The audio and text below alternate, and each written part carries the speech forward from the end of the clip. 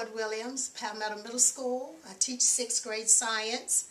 And one of the standards that 6th graders covered this year in science is how to develop and use models to exemplify the conservation of energy as it is used to transform from kinetic to potential energy and vice versa. We know that kinetic energy is the energy of motion, and potential energy is stored energy. And I've used these young men. They're here as part of our class that's going to talk about kinetic and potential energy, as well as how it relates to programming the robot and getting it to do what we need it to do. Okay? And so we've been talking about kinetic and potential energy. What do we say kinetic energy is? Kinetic energy is like when an object is moving. Yes. Okay. When it's in motion. Okay, when an object is moving or in motion. And potential energy is? Stored energy. Stored energy. Okay. All right. Can you give me an example of kinetic energy? When a water bottle is sitting on top of the refrigerator. Okay. What type of energy? That is what type of energy? Potential. When would it change into kinetic energy? When it falls. If it falls. Okay. Give me your example of kinetic or potential energy, or how something can change from potential energy to kinetic energy. If you have a rubber band, like when you pull it back, you are storing potential energy, and when you let it go, it's kinetic energy because it's in motion. Okay. All right. And your examples? Like if you have a bow and arrow, and you pull the bow back, and that's potential energy, and when you let it go, the kinetic energy, it's like it shoots out, and it's kinetic energy. Okay, when the arrow is in motion, right? Okay, and we have several other different types of energy. We have mechanical energy. Where's Weezy? Okay, here's Weezy. All right. Is there any type of mechanical energy going on? In the motors. The motors? Yes, ma'am. Anything else? Mechanical? The wheels. Okay, when the wheels turn. Any other type of mechanical energy? The levers. Okay, all right. That's mechanical. And basically everything about this is mechanical energy, isn't it? Yes. All right, we've talked about heat energy. Would this robot create any type of heat? It may get hot. Contraction of the tires. It may get hot. Did you use it for a long time? The tractions of the tires when it does what? Like if it's on the surface and it goes for a long period of time, it may cause heat. Okay, because it is in contact with something else. What kind of force do we call that? Traction. What kind of force do we call when two objects rub against each other? Friction. Exactly. All right, and then we have chemical energy. Any type of chemical energy going on with this robot? The battery. Okay, the battery packs. Okay, batteries have energy, chemical energy. All right. Anything else? And we've talked about electrical energy. Through the cords, like electrical energy When you flows charge through the it up. cords. Okay. When you charge it is Electrical energy. Okay, when we have to plug it up to charge it up, that is electrical energy, because if the battery goes dead, then Weezy won't work, right? Okay, so it has to, okay, and then we talked about gravitational energy, the energy motion that is caused by gravity. And that's kind of like what he was saying about the bottle on top of the refrigerator. If it falls, what brings it down? gravity. Gravity brings it down. And when you shoot a basketball, when it goes through the net and it falls down, that's gravitational energy, because gravity is pulling the ball down to the ground. Okay. Yeah, gravitational pull. All right. That's excellent. That's great. All right. And so what I want you to do for me now, I want you to introduce yourselves. Good afternoon. My name is Devin Davis. My name is Ariel Williams. My name is Jimmy P, and we're part of the robotics class for Ms. Ella Ford from Palmetto Middle School.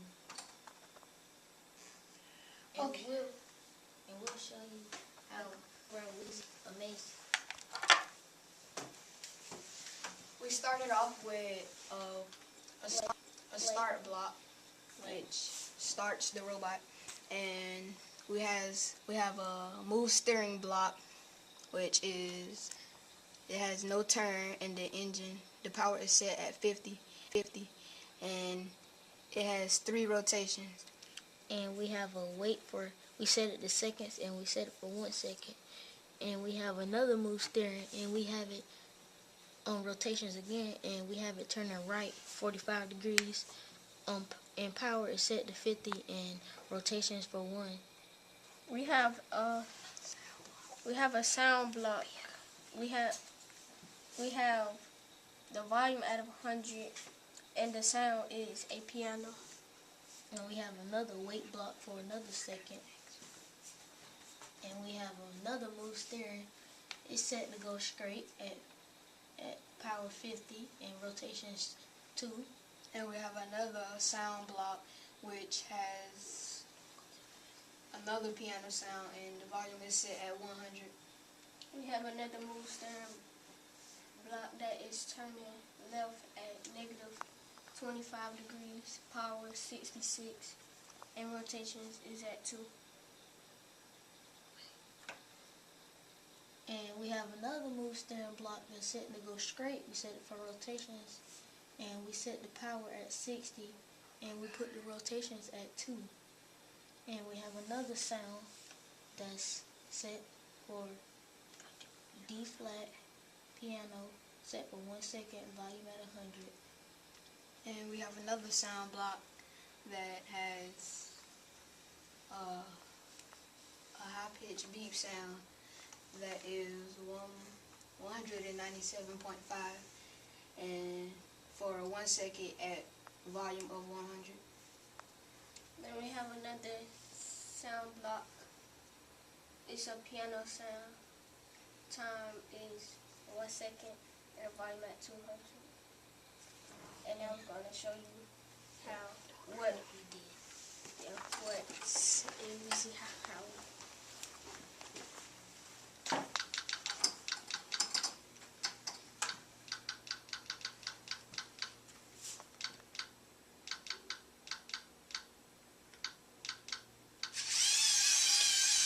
I guess that's the wrong one, huh?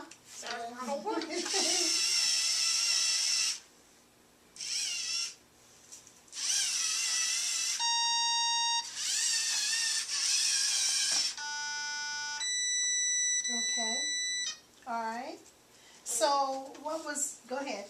And that's what we programmed to Weezy for the maze. Okay. What was probably one of the most difficult things? What did when you set your numbers, were they set perfectly the first time? No, ma'am. What'd you have to do? We had to keep going back and To get the right changing numbers in. One of y'all talk at the time, okay? we had to keep going back and change the steering numbers to make it right, or to turn from where it go from here to here, and then turn at the right angle Okay. in order for it to go. And we had to make sure that it was set to the right speed so it won't go too fast for the turn and hit the walls. Okay. So how many rotations does it take to get to the first 3. 3 rotations? Okay. All right. And what was one of the most difficult things about programming this robot to go through the maze? What do you think was one of the most difficult things? The move steering part of how many rotations it would take for it to go through the whole maze. Okay. How many times did you have to redo it to make it go as far as you wanted it to go? At least 10. Yes. About 10 times. Yeah. Okay. So so what do you think was one of the most difficult parts? The turns. The turns. Okay. About how many times did you have to go through that to? I don't even. Can't even count them, huh? Okay. What do you think was one of the most difficult? I say the turning too. Okay. All right.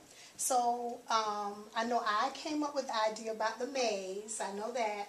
What else would you have wanted to do? We still could have used some of the heat sensors, and maybe the next activity we'll use some of the sensors that we have going on in here. Okay. Did you all enjoy the programming? Yes. What did you learn about programming this computer? About programming the robot? What was probably one of the most valuable lessons that you learned about programming the robot? The blocks that you use to program it. Okay. What about them? Like the different ones, like you don't need just like you need different ones to make it do what you want it to do. Okay. All right. What was one of your most valuable parts about learning to program the robot? Being able to make it go and make it stop. Okay. Now you told me that you were working on some of those programs at home. Okay. So how did you get into programming, Games. using it for games? What is one of your most valuable lessons that you learned about programming? Did you know about programming, Luke? Okay. One of your most valuable lessons about programming? I like programming the thing because It's okay. Go ahead. I said mine is the same thing as what Jimmy said. Okay. What did he say? He said, What did you say, Jamie? I like making it go and stop. Okay. All right. So at what point of this activity was the robot at when it went up? Make it go when it go forward. Let's run it again.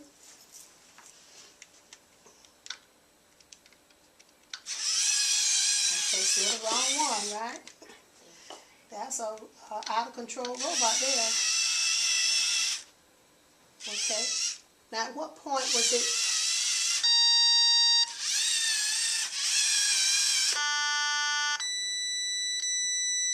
He's a noisy little creature too, isn't he? At what point is this robot kinetic energy? What do we say kinetic energy is? The Force of movement. Okay. So at what point? All right. As it go through this time, I want you to point out potential kinetic. So right now, is that potential or kinetic? Potential. As potential. Now, okay, guys, that was a great demonstration of Weezy going through that maze. Okay, what I want you to explain to us now is this machine made with lots of, you said it has a motor in it, it's got a lot of mechanical little things, it got filled with Legos. Is that what you call it, Lego pieces? Yes. There has to be some type of way or a way that you can program this. You had to program it. You have to tell this robot to do what you want to do. Can you explain to us how that's done? How do we provide the instructions or the information? Because this robot is not going to do any more than you ask it to do. Right? Okay. So explain to me how you all can I just kind of demonstrate how you told that computer to tell that robot exactly what to do? We make the programs on the laptop, and we plug in the USB cord and that, and we download it to Weezy by pressing that. Okay. And So you gonna give us a little demonstration? Zara's gonna put a growl and a bark in there. Okay. I had to go to the sound and drag it to the end of the last sound that you put up there. And you go to name, file names.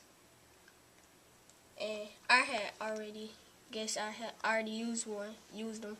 So it's already showing up, so I could just click it and then do that. And then I could add another sound.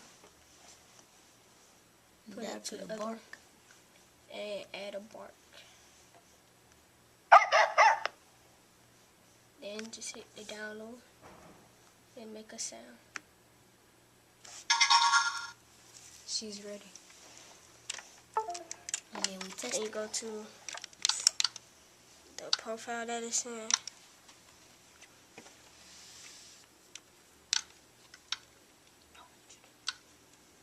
So you have to insert the blocks to the lineup that you already have. Okay, and like you said, you have this cord to transfer the Codes to the robot. transfer the codes to the robot. Okay, And then you know that it's programmed because it does what? It makes a sound. It makes a little sound to let you know that the download is complete. Okay? All right? Now I'm going to show you the new programs that we put in.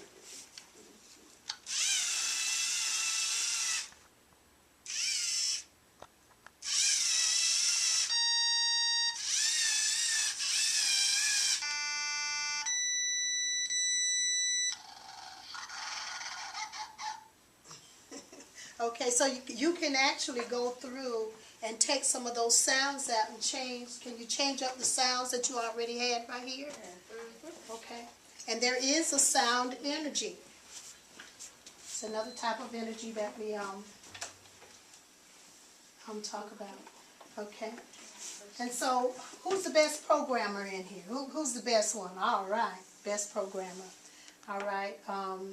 So I was trying to find those animal sounds and things, but I wasn't able to find them, and so that's a great thing. Okay. Okay. And so, what did you find most interesting, and how, on a scale from 1 to 5, what would you use to recommend this activity to another class? On a scale of 1 being poor and 5 being excellent, would you recommend this program or this activity to another class?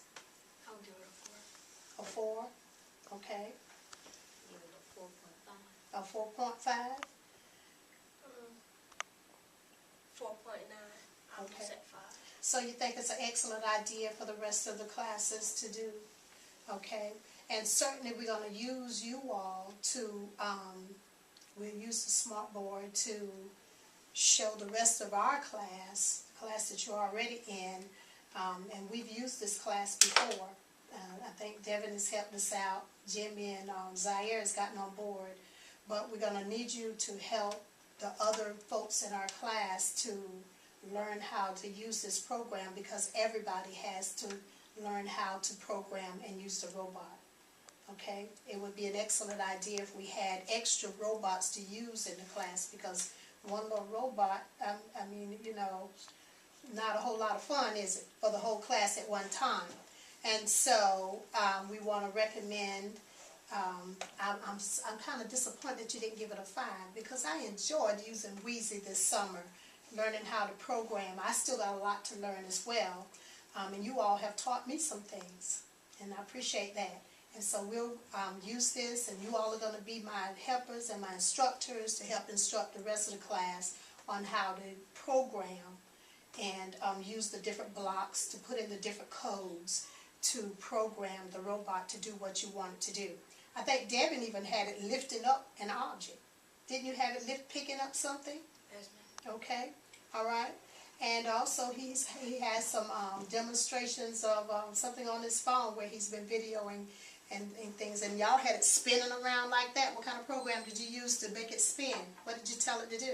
Negative 360 degrees. Negative 360 degrees, okay?